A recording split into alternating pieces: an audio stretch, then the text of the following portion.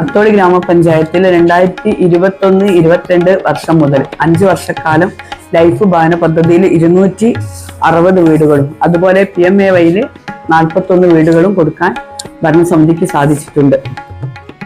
Life ഭവന പദ്ധതിയിൽ state ഗവൺമെന്റിന്റെ 1 ലക്ഷവും അതുപോലെ തന്നെ ഹഡ്കോ ലോണായിട്ട് 2,20,000 പഞ്ചായത്ത് 80,000 വെച്ചിട്ട് ആകെ 4 ലക്ഷം രൂപയാണ് കൊടുത്തുകൊണ്ടിരിക്കുന്നത്. അതുപോലെ PMAY 1,20,000 സ്റ്റേറ്റ് ഫണ്ടും അതുപോലെ തന്നെ ജില്ലാ പഞ്ചായത്തിന്റെ 98,000 രൂപയും ബ്ലോക്ക് പഞ്ചായത്തിന്റെ 1,12,000 ഗ്രാമപഞ്ചായത്തിന്റെ 70,000 രൂപയും അനുവദിച്ചുകൊണ്ടാണ് PMAY വീട് അനുവദിച്ചു കൊടുക്കുന്നത്. 4 ലക്ഷം രൂപയാണ് PMAY ധനസഹായം.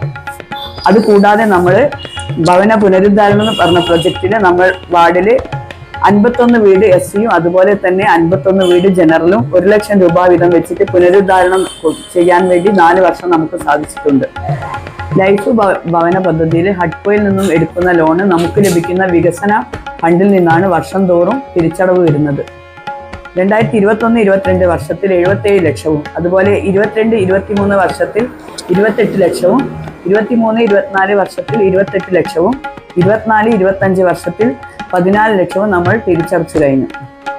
ലൈഫ് ഭവന പദ്ധതിയിലും PMAY ഭവന പദ്ധതിയിലും ഉൾപ്പെടുത്തി 301 പേർക്ക് ഭവനം നിർമ്മിച്ചു നൽകാൻ ഈ ഭരണസമിതിക്ക് സാധിച്ചിട്ടുണ്ട്. അതുപോലെ തന്നെ ഭവന പുനരുദ്ധാരണത്തിന് 102 വീടുകൾക്ക് ഭവന പുനരുദ്ധാരണത്തിന് 1 ലക്ഷം രൂപ വീതം നൽകി അവരുടെ ഭവനം പൂർത്തീകരിക്കാൻ ഈ ഭരണസമിതിക്ക് സാധിച്ചതിൽ അതിയായ സന്തോഷം ഇവിടെ രേഖപ്പെടുത്തുന്നു.